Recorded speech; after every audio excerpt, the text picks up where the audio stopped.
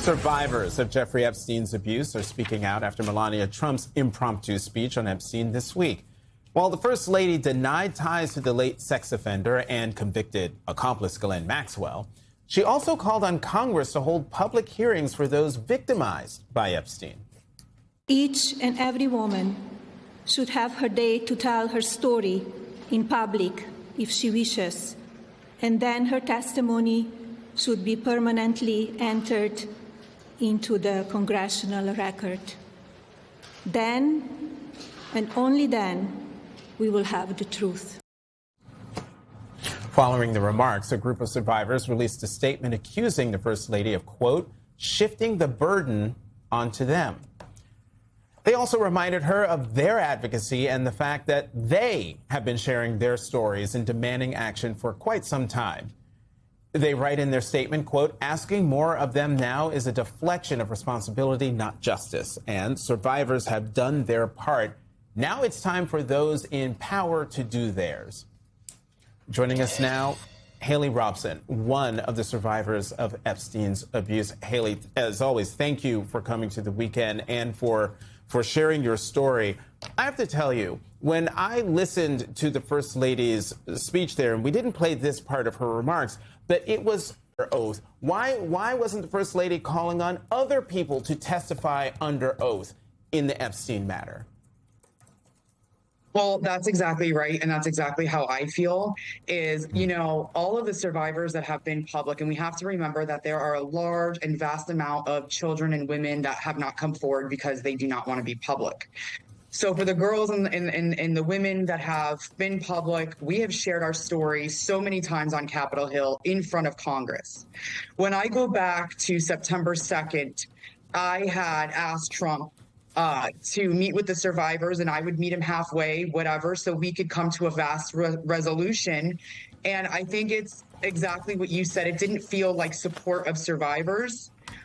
First of all, if we want to make it survivor-centered, I'm not working with Attorney General Todd Blanche. Mm-hmm. I want him investigated to see what happened with Ghislaine Maxwell being moved to a summer camp, first of all. Mm-hmm. That should have been a top priority.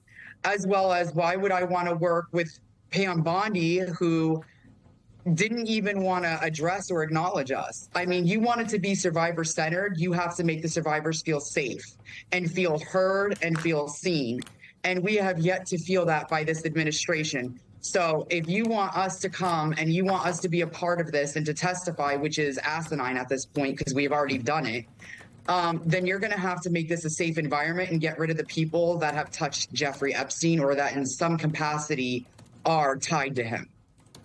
Haley, the onus being put on all of you is one of those things that I think is frustrating for a lot of people. It's also, I don't imagine that this Republican Congress is going to, even if there was a world in which you all wanted to, I don't think they're going to bring you in front of cameras to go over the kinds of things that Jeffrey Epstein did, including the questions about Donald Trump and his relationship with Jeffrey Epstein. You are a Trump supporter. You voted for President Trump. You've been public about that. One of the things that we all hear from survivors all the time, is that you guys want accountability, justice, and transparency. And I'm curious what at this point you feel like those three things look like. Because this White House isn't going anywhere. This Justice Department isn't going anywhere. Accountability, justice, and transparency. What does that look like moving forward for you? Well, first of all, they would have to stop coming after the survivors and asking us to come testify for things that we've already shared. I mean, it's public record. Some of us even testified it in front of grand juries and in courts. So I think that's a little ridiculous to have us come back. I think right now what we need is investigations. They have the names of the men. Thomas Massie and Ro Khanna read some of those names on the House floor. So I'm not sure on why there's yet to be any investigations into the perpetrators that have already been named in those files. And I understand that right now it's just allegations and accusations.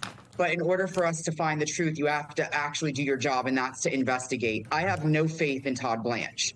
I have no faith in this administration. And we also have to remember with the Republican Party, when we went to Congress and we met with the Democrat Women's Caucus, the Republicans didn't want to meet with us. The second time we went to the Capitol, I think maybe 3 or 4 came into the meeting we had with the female Democrat caucus. And I think that that's a really disgusting thing for any person in power to just skate over. So accountability would be, we got to turn these files into trials. We need to start getting these gentlemen and these perpetrators that are listed in those documents to come in and testify under oath on what they know and what their role was and how much involvement they had. Haley, I'm wondering, in light of just how surprising the commentary was this week, and I do completely hear the perspective from survivors that the First Lady is shifting the blame. But I'm wondering if you do see Melania Trump in any way as a potential ally that survivors could cultivate. And if you were invited to sit down with her, to come for a visit to the White House to meet with the First Lady, if that's an invitation that you would accept. I would accept any invitation from anybody in this administration or outside this administration that are interested in actual justice, in actually hearing the survivors and listening, and actually interested in investigating the crimes that we have stood at the Capitol and have announced and shared our stories on. I would be more than happy to meet with the First Lady. And honestly, I am extremely grateful that Melania Trump even acknowledged us. And, you know, it took a lot of courage for her to come out and bring the attention back to the Epstein files when it's been such, you know, in the public eye. It seems like it's kind of been focused more on the Iran war and other world issues. So kudos to her.